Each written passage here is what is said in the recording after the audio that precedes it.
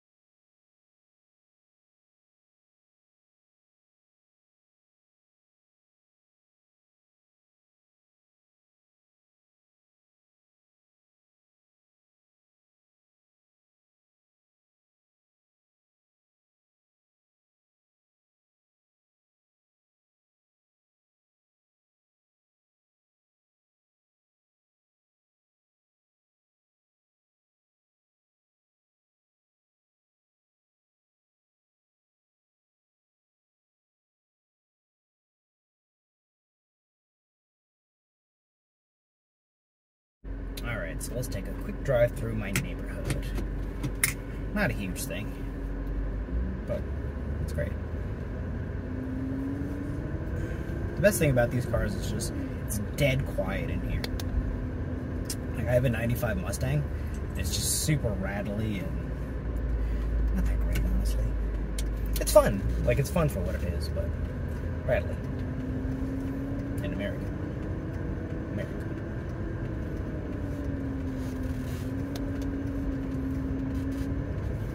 Alright, so we're going through my neighborhood, and I don't know if you can or can't tell, but the visibility is really good in this. A lot of the reason, I kind of prefer older cars. I really like good visibility. If it's a new car, good visibility, it's great. I mean, I really like good visibility. I think it's really important as like a safety aspect, and then just, I guess I'm a little claustrophobic, and I really like the fact that I feel really good in here. Like, it's just very chill, it's very relaxing, and it gets a lot of light in here. It's like an open concept car. You know, that's a thing. But I made it up. Maybe you can hear the stalks and whatnot. Click, click. I don't know if you had a 90s American car, but I used to have a 96 Camaro, and the stalks would sound like you're breaking a chicken's leg every time you did it. Crunch. And then, you know, chicken's leg. Okay. Yeah, it's super comfortable. This is a 530, so it's actually a 3-liter V8, which is a 2-year option. It was only $94.95. It's a 4-cam V8. It's a beautiful little thing. It's super tiny for a V8. 3 liters is really, really small V8. I've only known of maybe 2 smaller V8s than this. An Alfa Romeo Montreal is a 2.6 liter V8, I believe, and then a Fiat 8V is a 2-liter V8, which is really like super little. I couldn't imagine how small the pistons are, but they're probably little, you know, little cupcakes fighting, little V cupcakes, going like this. I'm taking my hands off the wheel. But yeah, no, it's a beautiful car. It doesn't have like a huge amount of torque. I think the 540 would have a lot more torque. The M5 wouldn't, because the M5 revs high and it's like a race-bred engine. But yeah, the 540 would definitely have more torque. But these cars aren't heavy. Like, for a 5 Series, I don't know what a modern 5 Series starts out weight-wise, but I think it's close to 4,000 pounds. I know an M5 is almost 4,500 pounds with all-wheel drive. So that's really, really heavy. Like, 4,500 pounds would get you a really heavy Suburban or Denali in 1995, and this is 3,400. This is 1,000 pounds lighter. This is like what I think what a GT3 weighs now, or like a little bit heavier. But 3,400 pounds is like nothing, considering you have 4 doors, 5 seats, huge trunk, full-size spare, a guy yelling at you about his car. But yeah, I mean, I don't know. I think it's incredible. And these, for what they cost, the autos especially, the manuals are starting to come up in like a 540 M Sport. The cheapest you're going to get one's like 15 grand, and you can spend probably 25, 30 on a really, really nice one. But I bought this for 3,500 bucks with 70,000 miles a few years ago. I think it's probably worth more now. I made it a little bit nicer. But yeah, some of these cars, just for what it is, considering a 500e, Mercedes is, I think, starting at $35,000 for a really poor example of one.